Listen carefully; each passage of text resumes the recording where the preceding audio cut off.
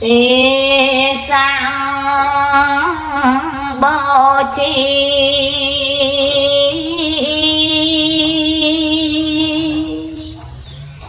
chỉ tháng ngày đó lo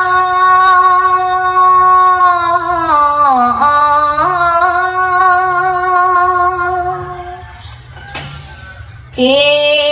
tháng ngày bao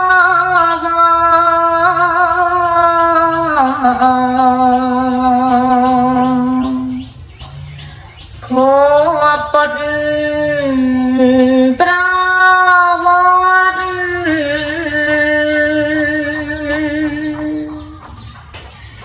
tê mùi chia tháng ngày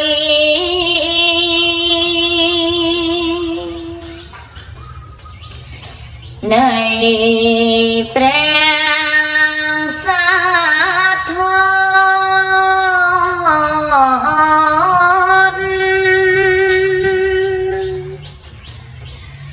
trong ban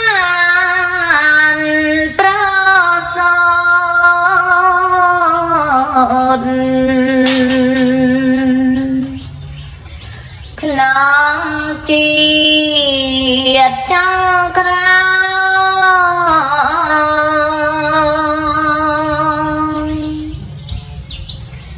tê pi chia tháng ngày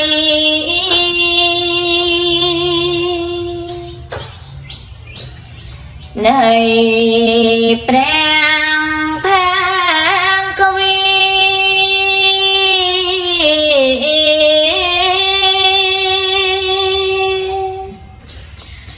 trong ban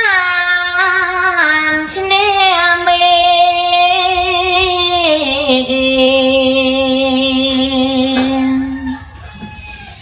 ហើ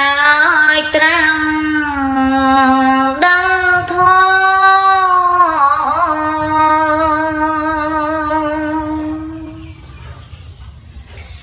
ទេ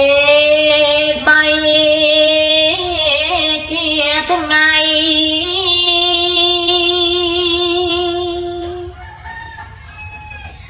នៃព្រះត្រង់ញៀនយាងចូលនំពេលមានក្តីស្រណោះ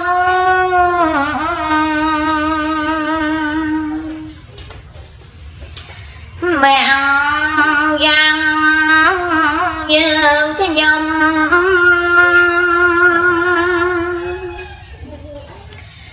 សូមលើ